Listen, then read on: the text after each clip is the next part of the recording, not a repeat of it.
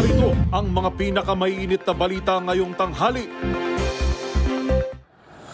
Mga container truck na mga smuggled na produkto nasabat ng PNP CIDG.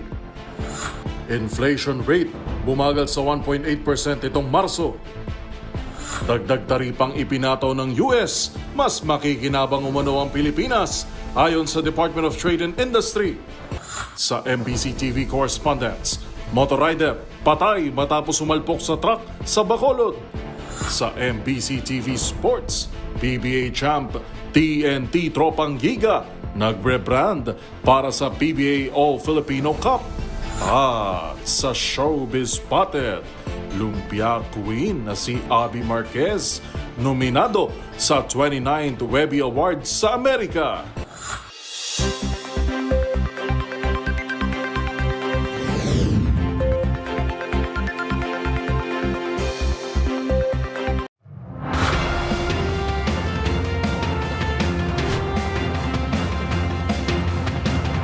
Bawat balita, makabuluhan. Bawat kwento, makapangyarihan. Boses ng Pilipino para sa Pilipino. Live mula sa MBC TV Studio. MBC TV Network News.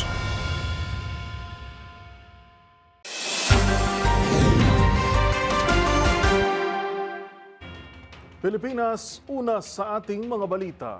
Nasabat ng Criminal Investigation and Detection Group o CIDG ang 3 container truck na naglalaman ng mga smuggled na produkto sa lungsod ng Valenzuela, Parañaque at Bocaue sa Bulacan.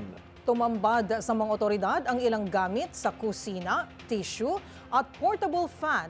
Kaiba sa unang deklarasyon ng mga bag ang nilalaman nito. Ang mga pangyayari tinutukan ni Edniel Parosa. Inabot na ng umaga itong paghalughog ng kapulisan sa 3 40-foot container sa Campo Crame matapos itong masabat ng Criminal Investigation and Detection Group sa iba't ibang warehouse sa Valenzuela, Parañaque at Bocaue sa Bulacan. Sa bisa ng search warrant kaugnay ng Customs Modernization Act, mismong si CIDG Chief Police Major General Nicolas Torre III ang nanguna sa inisyal na inventaryo sa mga hinihinalang kontrabando galing sa Port of Manila, mga produktong sinasabing misdeklarado para makaiwas sa karampatang buwis batay sa tip galing sa Office of the Special Envoy for Transnational Crimes. Nang buksan ng mga unang truck kagabi, tumambad sa CIDG ang ilang gamit sa kusina, tissue at portable fan, kaiba sa unang deklarasyon na mga bag ang nilalaman nito. Pero may isa pang truck ang hindi pa nabubuksan ng operatiba at ipagpapatuloy sa mga susunod na oras. Sabi ng mga driver at pahinamte ng container vans na may mga Chinese character sa mga warehouse na sila nasukol ng CIDG bago kalad-karin dito sa PNP headquarters. Inihahanda na ng CIDG ang mga kaukulang kaso laban sa mga di pa sinasabing consignee. Ayon kay Torre, ito'y kasunod pa rin ng utos ni PNP Chief Police General Romero Francisco Marbil at Pangulong Bongbong Marcos para masugpo ang mga kagayang aktibidad. Para sa MBC TV Network News, ito si Edniel Parosa ng Nezer H. Una sa Pilipinas, una sa Pilipino.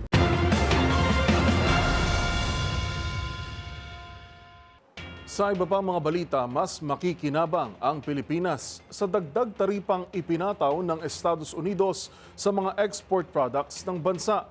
Yan ang sinabi ng Department of Trade and Industry dahil sa halip na krisis, may tuturing pa umano itong advantage sa usapin ng kompetisyon sa merkado. Ang mga detalye ihahatid ni Rose Babiera. Sa gitna ng mas pinaigting na global trade war, nakikitang pabor at mas makikinabang pa ang Pilipinas sa dagdag na taripa na ipinataw ng Estados Unidos sa mga export product ng bansa. Sa datos na inilabas ni US President Donald Trump sa Truth Social, pumapatak sa 17% ang reciprocal tariff na ipinataw sa mga kalakal ng Pilipinas na darating sa Amerika na nakatakdang ipatupad sa Abril 9. Mababa ito kumpara sa mga karatig bansa gaya ng Cambodia na nasa 49% ang itinaas. Thailand na umabot din sa 35% at Korea na nasa 26%. Una nang sinabi ng Malacanang na minimal lamang ang magiging epekto nito sa bansa sa kabila ng pangamba ng marami na maaari itong magdulot ng pagbagsak ng ekonomiya o recession. Paglilinaw naman ni Trade Secretary Cristina Roque sa panayam sa DZRH, sa unang tingin, mataas ang porsyentong ito bilang taripa. Pero kung ikukumpara sa mga karatig bansa sa Asia na ating competitors, inilalagay pa niya ito ang bansa sa advantage sa usapin ng kompetisyon sa merkado. Actually, mga kalaban din natin ito or competitors when we export sa US. So this gives us a big edge for our products now to be cheap. Of course, tataas yung presyo definitely because of the 17%. So in other words, mas tataas yung presyo nila. so in other words, pagka tiningnan mo pala ng buo, especially sa mga competitors natin, pabor po sa ating mga Yes, exports. correct, Ito po ang nangyari na to. Ang Amerika ang isa sa mga pinakamalaking trade partner ng Pilipinas. Inihalimbawa ni Roque ang semiconductor at electronics na isa sa mga pangunahing produkto na ina-export ng bansa sa US, kung saan kalaban natin ang China at Taiwan na nagpo-produce at nag-export din ng produkto, ay halos doble ang taripa kumpara sa Pilipinas. Gayon din ang buko, nakakompetensya naman natin ang Thailand. Ayon kay Roque, ang krisis na ito ay pwedeng ituring na oportunidad. Nakahandaan niya ang Department of Trade and Industry o DTI na asistehan at tulungan ng mga negosyante sa bansa. Una, sa pagpapalakas ng trade relations ng US at Pilipinas. At pangalawa, sa paghahanap at pagbubukas ng mga merkado sa iba pang bansa kung saan ito maaaring ibenta ang mga lokal na produkto ng Pilipinas. Para sa MBC TV Network News, ito si Rose Babiera ng DZRH TV.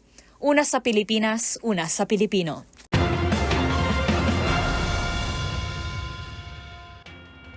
Bumagal sa 1.8% ang inflation rate sa Pilipinas nitong nagdaang buwan ng Marso.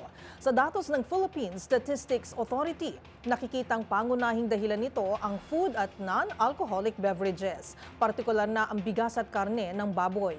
Narito ang report ni Kyle Bulyas. Bumagal ang inflation o ang galaw ng presyo ng mga bilihin at serbisyo sa bansa nitong buwan ng Marso. Ayon sa Philippine Statistics Authority, naitala sa 1.8% ang headline inflation nitong March 2025, mas mababa sa 2.1% na naitala noong February 2025. Mas mababa rin ito kung ikukumpara naman sa 3.7% inflation noong buwan ng Marso ng taong 2024. Sa report ni Undersecretary Dennis Mapa, pangunahing dahilan nito ang mabagal na inflation sa food and non-alcoholic beverages, partikular na ang bigas at karne ng baboy. Bukod dito, nakaambag din sa pagbagal ng inflation ang mabilis na pagbaba ng presyo ng gasolina at diesel. Samantala, ikatlong salik naman sa mas mababang antas ng inflation nitong Marso ay ang pagbaba ng presyo ng restaurants and accommodation services. Para sa MBC TV Network News, ito si Kyle Bulyas ng DZRH, una sa Pilipinas, una sa Pilipino.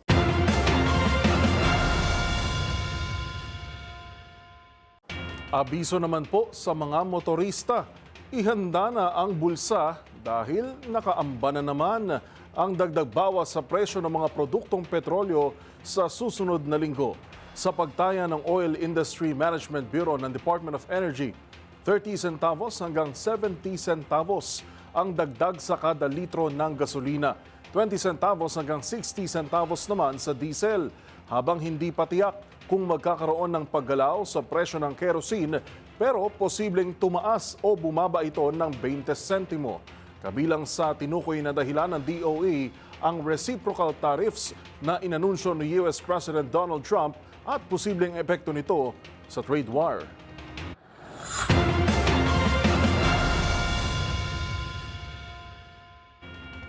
Sinuspindi muna ang pulisiya sa pagdadala ng hand-carry luggage sa Metro Rail Transit Line 3. Yan ay matapos mag-viral sa social media ang advisory ng MRT3 na nagpapaalala sa mga pasahero na ang mga bagahe na mas malaki sa 2 by 2 feet ang sukat ay ipinagbabawal sa loob ng tren.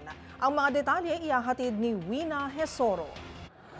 Matapos iutos ng Department of Transportation sa management ng Metro Rail Transit Line 3 ang pagsuspendi sa kanilang polisiya patungkol sa hand-carry luggage, agad ipinag-utos ni MRT3 General Manager Michael Capati ang pagsuspende sa lumang patakaran sa pagdadala ng mga hand-carried luggage sa loob ng tren. Ito ay matapos mag-viral sa social media ang advisory ng MRT3 na nagpapaalala sa mga pasahero na ang mga bagahe na mas malaki sa 2 by 2 feet ang sukat ay ipinagbabawal sa loob ng ng tren.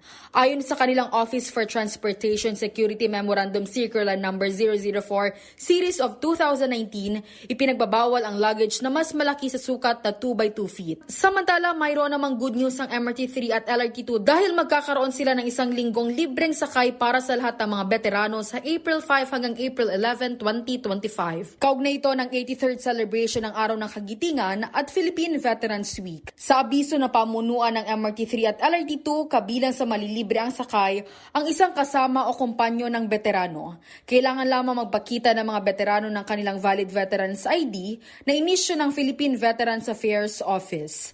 Sa April 9 naman o mismong Araw ng Kagitingan, aarangkada ang libreng sakay para sa lahat ng pasahero. Para sa MBC TV Network News, ito si Wina Hesoro ng DZRH. Una sa Pilipinas, una sa Pilipino.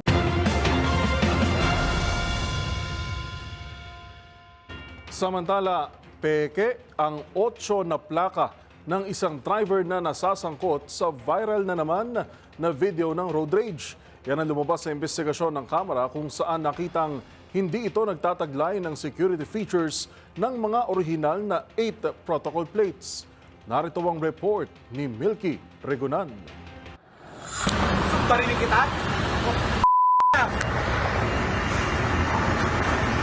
Agad na pinaimbestigahan ng kamera ang viral video na ang plakang gamit ng motorista ay 8. Ito ay ang panibagong insidente ng road rage kung saan ang driver na sangkot ay gamit ng 8 protocol plate na noon ay pinapagamit lamang sa mga miyembro ng kamera.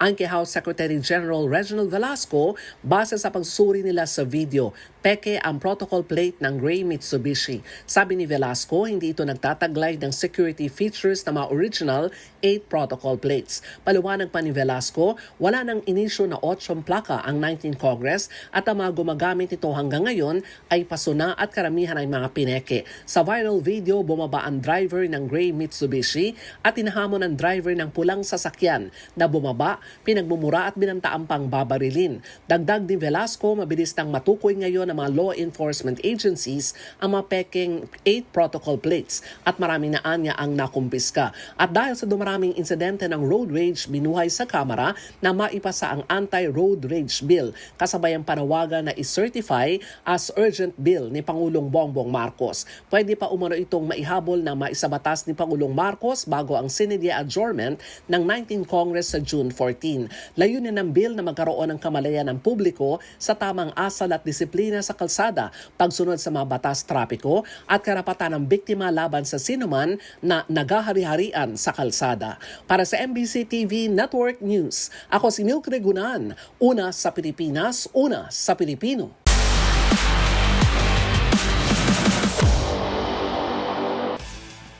Sa mundo ng basketball, bago magsimula ang PBA Season 49 All-Filipino Cup, inanunsyo ng PBA champ na TNT Tropang Giga ang kanilang bagong pangalan. Kung ano ito, ihahatid sa atin yan ni Millie Borja. Magsisimula ng bagong kabanata ang TNT Tropang Giga sa ilalim ng bagong pangalang TNT Tropang 5G na opisyal nilang ilulunsad sa pagbubukas ng PBA All-Filipino Cup ngayong araw, April 4.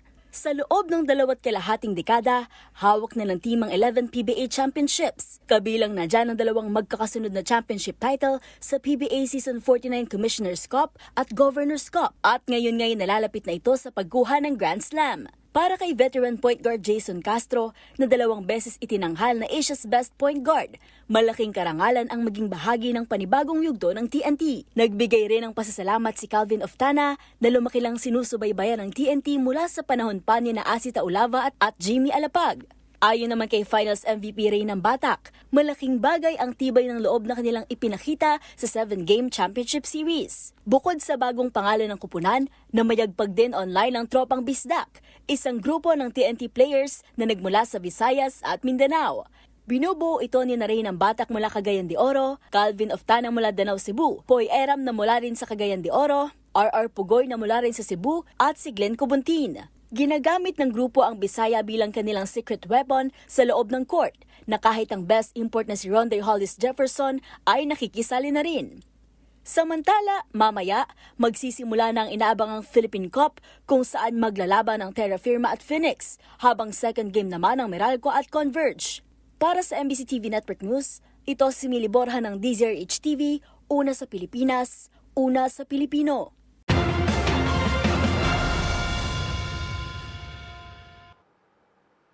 Narito pang mga balitang dapat ninyong abangan.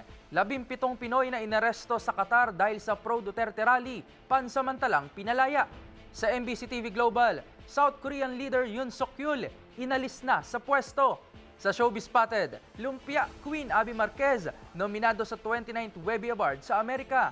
At sa trending and viral show, reaksyon ng fur baby sa pagsasayaw ng kaniyang amo, kinaaliwan ng netizens. Lahat ng yan sa pagbabalik ng MBC TV Network News.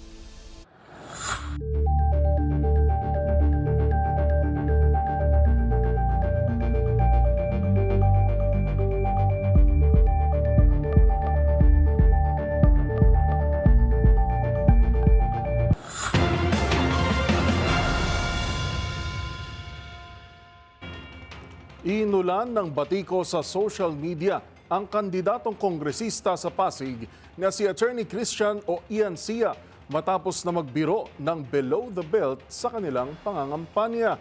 Sa kanyang speech sa campaign rally, pabiro nitong sinabi na may magagawa siyang ambag sa mga single mother na dinadatnan pa rin ng buwan ng dalaw.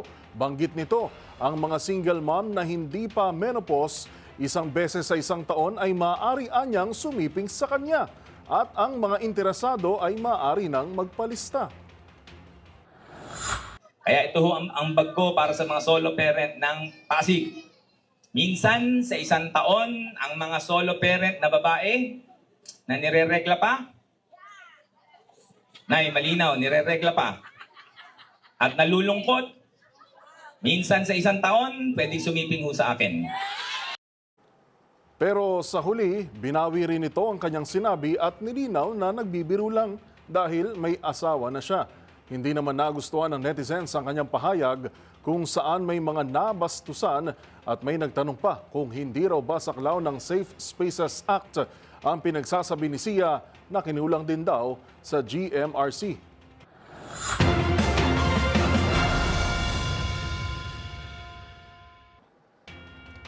Umapila ang Department of Social Welfare and Development sa mga kandidato na huwag gawing katatawanan ang marginalized sector sa kanilang pangangampanya.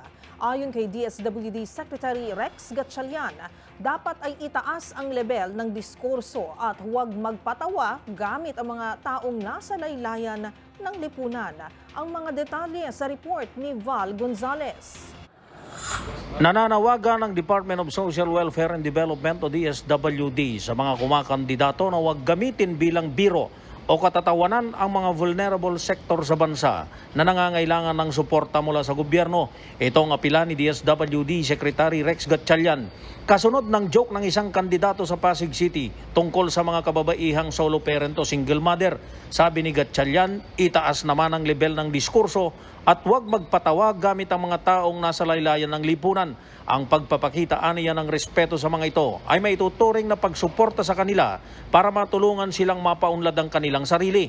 Ang mga solo parent ay kabilang sa maraming mga sektor na tinutulungan at binibigyan ng suporta ng DSWD. Sa viral video ng isang abogadong tumatakbo bilang kongresista sa Pasig City, tahasan nitong sinabi sa isang campaign rally na maaaring magpalista ang mga solo parent na gustong sumiping sa kanya. Bagamat binawi rin nito ang pahayag pero bagay ito na ikinagalit ng mga netizen. Giit ni Secretary Gatchalian na 9 na taon na naupo bilang congressman at 3 termino bilang mayor ng Valenzuela City na huwag maliitin o i-underestimate ang mga botante.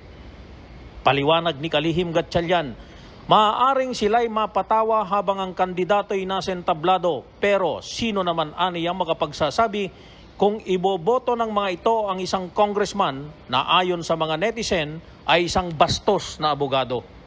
Para sa MBC TV Network News, ako si Val Gonzalez, DZRH, una sa Pilipinas, una sa Pilipino.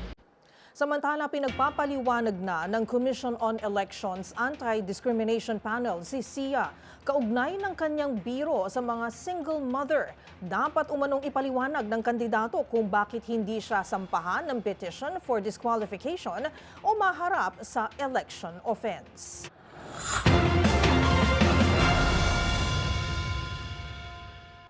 Sa iba pa mga balita, pansamantalang pinalaya ang 17 overseas Filipino workers sa Qatar na hinuli at ikinulong matapos magsagawa ng demonstrasyon bilang suporta kay dating Pangulong Rodrigo Duterte.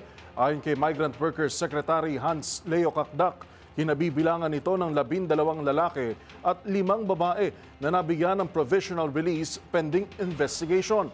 Nangangahulugan anya na hindi pa maaring umuwi ang mga Pinoy na ito sa ating bansa dahil sa posibleng kaharapin pang kaso sa Qatar. Bagamat pwede na nilang makapiling muli ang kanilang mga mahal sa buhay ng malaya sa Qatar. Tiniyak naman ni Kakdak na patuloy na bibigyan ng legal assistance sa mga ito. Bagamat sa ngayon ay wala pang inihahain na formal na kaso laban sa kanila.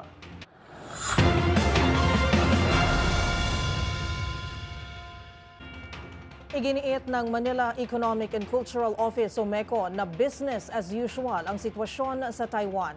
Ayon kay MECO Chairperson Cheloy Garafiel, walang dapat ipangamba sa kabila ng ulat na nagsasagawa ng military exercises ang China malapit sa Taipei. Sabi ni Garafiel, sanay na ang mga Pilipino sa mga ulat tungkol sa presensya ng mga Chinese. Tiniyak naman ito na may contingency plan na nakalatag ang MECO at ang Department of Migrant Workers Office na handang pagganahin sa panahon ng emergency. Ginawa ng MECO ang pahayag kasunod ng paalala ni AFP Chief of Staff General Romeo S. Browner Jr. sa Northern Luzon Command na maging handa kung sakaling kailanganin ang tulong ng mga OFW sa Taiwan.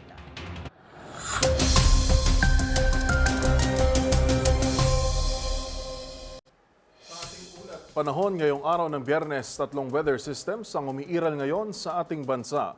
Una na rito ang pag-iral muli ng Intertropical Convergence Zone o ITCZ na magdadala ng minsanang malalakas na pagulan sa southern portion ng Mindanao gaya ng Basilan, Sulu, Tawi-Tawi, Sacsargen, Davao Region at Surigao del Sur. Inaabisuhan ng mga residente na mag-ingat sa banta ng pagbaha at pagguho ng lupa.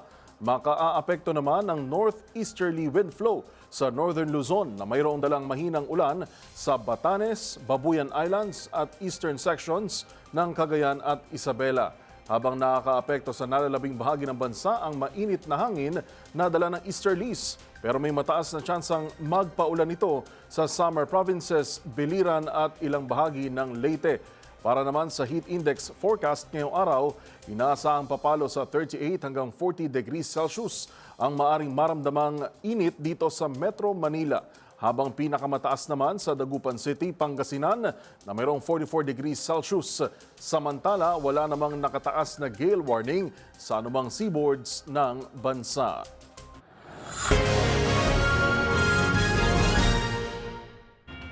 Nagdesisyon na ang Constitutional Court sa South Korea na alisin na sa pwesto si Yoon Suk-yeol kaugnay ng kasong treason hinggil sa idiniklara nitong panandaliang martial law noong nakaraang taon. Yan at iba pang mga napapanahong balita mula sa iba't ibang panig ng mundo sa Global Headlines Report ni James Galange. Naglabas na ng desisyon ng korte sa South Korea na pinaalis na sa pwesto ang ngayon dati na nitong leader na si Yoon Suk-yeol. Sa unanimous vote na 8-0, pinabura na agad ang pagpapatalsik sa dating presidente. Kaugnay na idineklara nitong panandaliang martial law sa kanilang bansa noong nakaraang taon, kung saan inakusahan nito ng kasong treason. Inabot na mahigit 100 araw bago ilabas ang ruling kasunod ng impeachment case na ipinataw sa kanya ng Soccer National Assembly. Dahil dito, siya na ang ikalawang pangulo sa kanilang bansa na pinatalsik sa pwesto kasunod ng pagpapatalsik sa dati nilang presidente ni Park Geun-hye noong 2017. Habang sa ilalim naman ng kanilang konstitusyon, inaasahan na magkaroon agad ng presidential election sa loob ng 60 araw matapos ilabas ng korte ang hatol. Sa iba pang balita, kinondena ng China at agad na pinakakansela sa Amerika ang mga bagong panukalang taas taripa at kung hindi, nangako itong magsasagawa ng countermeasure para protektahan ang sarili nitong interes. Ayon sa Chinese Commerce Ministry, dahil sa pinatupad na reciprocal tariffs, sinasawalang bahala raw umano nito ang balanse sa interes ng bansa na siyang napagkasunduan sa multilateral trade negotiations ng mga nagdaang taon. Matatandaang dinagdagan pa ng Estados Unidos ang taripa sa lahat ng produktong mula sa China ng 34% sa ibabaw ng dati nitong ipinataw na 20%. Kaya abot na sa 54% ang singil na siyang may pinakamataas na taripa sa lahat ng mga bansang sakop ng panukala. Habang nauna nang sumagot ang Canada at itinaas ang taripa sa lahat ng sasakyang magmumula sa Estados Unidos. Samantala, itinuturing naman ng ilang eksperto at ekonomista sa Amerika na isa umunong sugal ang pinatupad na reciprocal tariffs ni US President Donald Trump. Sa pagtaya, inaasang aabutin pa na ilang taon bago muling buhayin ang industriya ng pagmamanufaktura, baguhin ang mga supply chain at ibalik ang produksyon sa kanilang bansa. Bagay na hangad ni Trump nang maipatupad niya ang bagong panukala sa taripa. Lumalabas din kasi sa mga survey na 70% ng kanilang mga nasasakupan ang nagsasabing sila rin ay mahihirapan dahil sa posibleng pagtaas ng mga bilihin, gayon din sa posibleng pag-retaliate ng ibang mga bansa. At yan ang mga nakalap nating balita mula sa iba't ibang panig ng mundo. Para sa MBC TV Network News, ito si James Galangin ng DZRH TV, una sa Pilipinas, una sa Pilipino.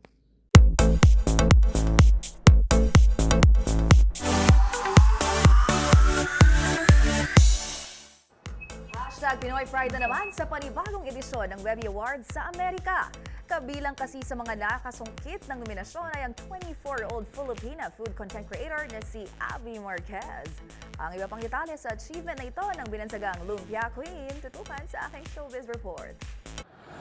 Matapos maging kauna-unahang Pinoy na nakasungkit ng Webby Trophy last year, nominado na naman ngayong taon ang Filipino content creator na si Abby Marquez sa Webby Awards. Ang tinatawag na Lumpia Queen, nominated under Individual Creator, Food and Drink category, katapat ng iba pang online food personalities abroad. Si Abby maaaring mapanalunan ng Webby Award mula sa International Academy of Digital Arts and Sciences, habang public voting naman ang labanan para sa Webby People's Voice Award. Ang botohan nga para sa ika-29 na edisyon ng Webby ay bukas hanggang April 17, habang award ceremony naman para sa binansagang Oscars of the Internet ay nakatakdang ganapin sa May 12 sa New York City. Bukod sa Webby recognition na natanggap ni Lumpia Queen, kabilang pa nga sa mga nakamit nitong achievements last year ay nang manominate sa prestiyosong James Beard Media Awards, gayon din ang mapabilang ito sa Forbes 30 Under 30. Kamakailan nga lang inilunsad ng 24-year-old content creator ang Lumpia Queen exclusive knife.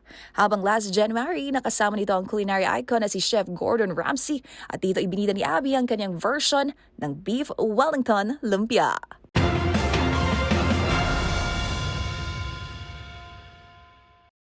At sa aking pagbabalik, Dr. Vicky Bello, pinaliwanagan na ang mga netizen na pinupuna ang kanyang hinaharap.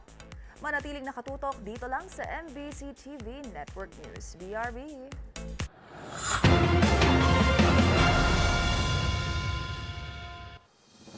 Abangan sa aming pagbabalik, karapatan sa dekalidad at abot kayang pamumuhay, ipaglalaban ng 106 Trabaho Party List. Sa MBC TV Sports, Petrogas at Creamline maghaharap sa 2024 to 2025 PBL All-Filipino Conference Finals. Sa Showbiz Spotted, Vicky Bello inalala ang kaniyang pakikipaglaban sa breast cancer kasunod ng mga pamumuna ng netizens sa kaniyang dibdib. Yan at marami pang iba dito sa MBC TV Network News.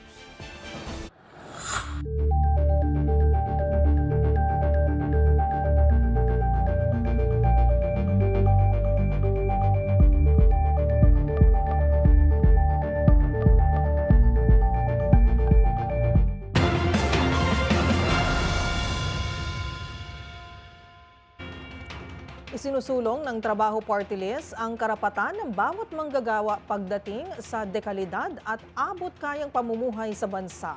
Ayon dito, hindi dapat nauubos ang sahod ng mga manggagawa sa mga buwanang bayarin, gaya na lamang ng tubig at kuryente. Narito ang report ni Edniel Parosa. Layunin ng 106 Trabaho Party List na isulong at ipaglaban ang karapatan ng bawat manggagawa para sa dekalidad at abot kayang pamumuhay nang di nauubos ang pinaghirapang sahod. Sa kanyang talumpati sa Yormes Choice Rally sa Maynila, inihayag ni 106 Trabaho Party List Second Nominee Ninay Chavez na hindi dapat maubos ang pinaghihirapang sahod ng mga manggagawa sa buwanang bayarin gaya na lamang ng kuryente, tubig at pampaaral sa mga anak. Ayon kay Chavez ng 106 Trabaho Party List, isa lang ang sinasabi ng mga nakausap nila sa pag-ikot sa Maynila, ang magkaroon ng makatarungang sahod. Inihayag ni Chavez ng 106 Trabaho Party List na simple lamang ang kanilang layuning mapagaan ang trabaho ng mga Pilipino.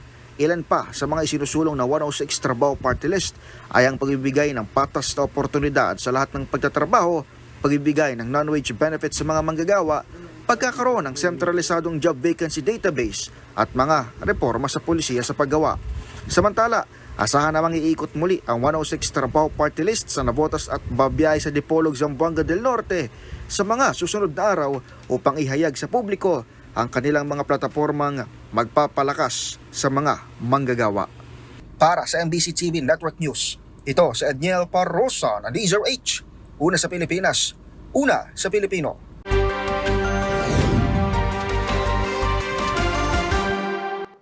Patay ang isang 40 anyos na rider matapos sumalpok ang minamanehong motorsiklo sa isang truck sa lungsod ng Bacolod. Yan at ang iba pang mga rumarapidong balita mula sa probinsya, hatid ng iba't ibang istasyon sa ilalim ng MBC Media Group. Patay ang motorcycle rider matapos aksidenteng bumangga sa Murcia Road, Banga, Guanzon, Barangay Mansilingan, lungsod ng Bacolod sa isang truck. Ang biktima kinilala na si Anthony Aguas, 40 anyos, residente ng Puro Santulan, Barangay Vista Alegre ng nasabing lungsod. Habang ang suspect kinilala na si Alvin Nerio, 35 anyos, residente ng Barangay Tabunan, lungsod ng Bago, Negros Occidental.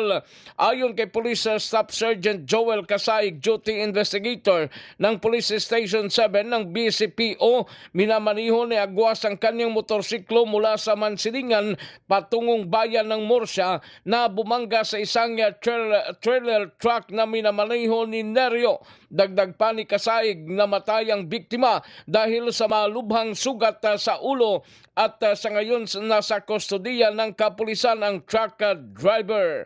Para sa MBC TV Network News, ito si RH46 Rex Cantong, una sa Pilipinas, una sa Pilipino. Binalaan naman ngayon ng COMELEC ang lahat ng mga kandidato sa probinsya sa pagdiriwang ng fiesta na bawal ang pagmudmor o pagbibigay ng pera sa mga ginagawang sayawan kung saan ito ay pasok sa kampanya ng Uplan kontra Bigay. Ang tinutukoy na nasabing opisina ay mga nakasanayan ng mga sayawan sa fiesta dito sa probinsya na pangunahing nagiging bisita lagi ang mga politiko. Bilang kultura, nakasanayan naman ang interpretative dance na kuratsa kung tawagin sa lalawigan at doon ay nagtatapon ng pera mga kandidato habang sumasayaw na siyang ginagawang pundo naman ng isang barangay o local government units. Paliwanag ng COMELEC sa pahayag ni Katarman Election Officer Attorney Mera Basiloy, ito ay matuturing na election offense. Paliwanag pa ng COMELEC, paglabag pa rin na may tuturing kahit nagpadala ng representative na kaanak ang isang politiko na siyang papalit sa pagsayaw sa nasabing kuratsa dance sapagkat nasasakop sa batas na bawal hanggang sa second degree consanguinity o affinity. Sa pagpasok na buwan ng Abril ay dito na ang simula ng sunod-sunod mga fiesta sa mga barangay at bayan sa Northern Samar. Mula sa MBC Network News, RH34 Jane Galit Bantayan, una sa Pilipinas, una sa Pilipino.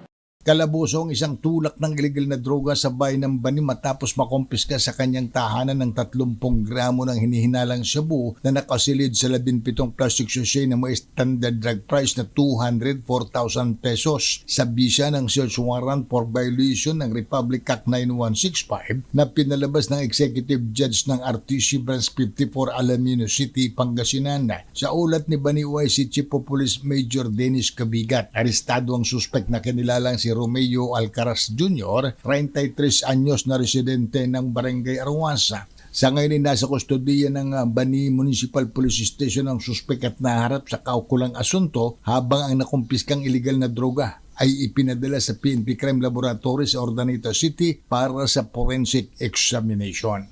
Para sa MBC TV Network News, ito si Freddy Pajardo Aristartit, una sa Pilipinas, una sa Pilipino.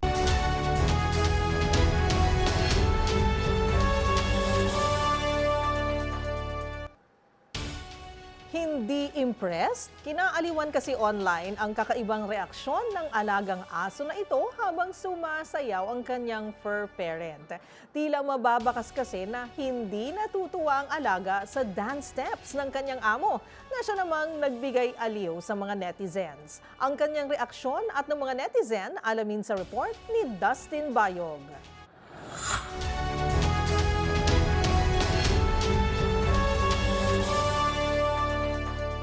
Isang nakatutuwang reaksyon mula sa fur pet na ito na si Panda ang nagbigay aliw para sa mga netizen.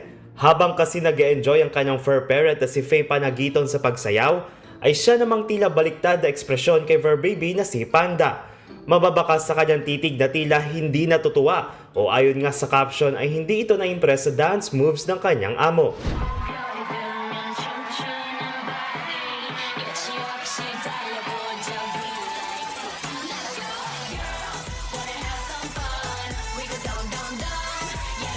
Ang mga netizens ay hindi rin napigilan na matuwa at maglapag ng kanilang entries base sa reaksyon na ito ni Panda. Ang video na iyan na pinost sa TikTok ay umabot na nga sa 13.3 million views na mayroong 2.3 million likes at higit 30,000 comments.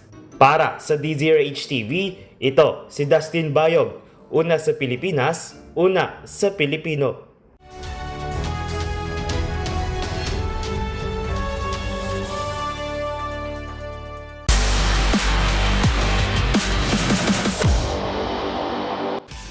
Sa mundo ng volleyball, Petrogas versus Creamline Cool Smashers.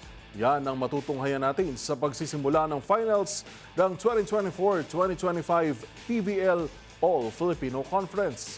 Habang maglalaban naman para sa bronze finish ang Akari at Chocomucho. Ang mga naging laban tinutukan ni Matchpoint Millie Borja. Pasok na sa championship round ng 2024-2025 Premier Volleyball League All-Filipino Conference ang Petrogas Angels at Creamline Cool Smashers. Nakuha ng Creamline ang huling pwesto sa finals matapos pataubin ng Chocomucho with 25-19 sa first set, 25-15 sa second at 25-15 sa third sa semifinals na ginanap sa Araneta Coliseum, Quezon City. Ito na ang ikapitong sunod na finals appearance ng Creamline at ang tsansang makuha ang kanilang 5-peat. Samantala sa naunang laban, nauna nang nakasiguro ng pwesto sa finals ang Petrogas matapos walisin ang semifinals sa 3-0 sweep kontra Akari.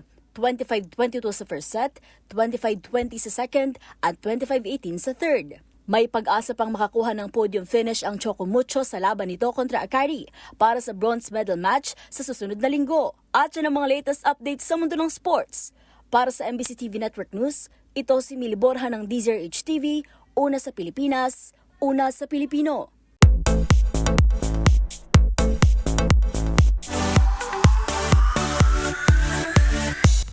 Please be kind. Iyan ang panawagan ng celebrity doctor at breast cancer survivor na si Vicky Bello sa mga netizen.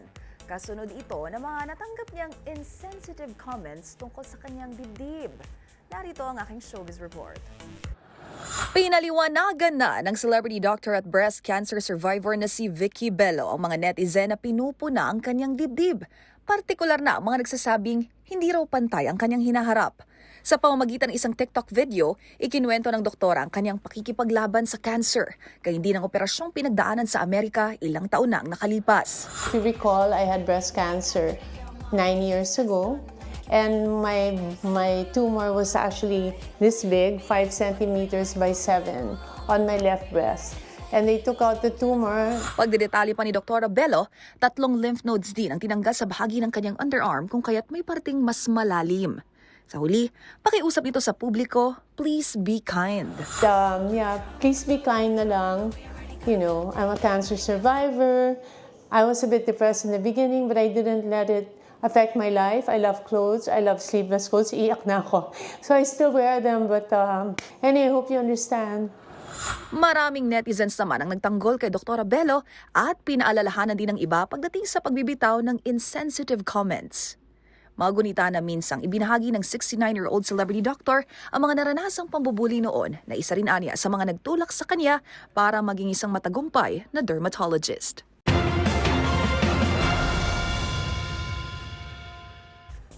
Para sa MBC TV Network News, ito po ng Showbiz Angel Angelica Cosman ng DZRH TV. Una sa Pilipinas, una sa Pilipino. Balik sa inyo, Ms. Karen and Newell. Maraming salamat, Showbiz Angel. At iyan na po ang mga nakalap naming balita ngayong araw na ng Biyernes.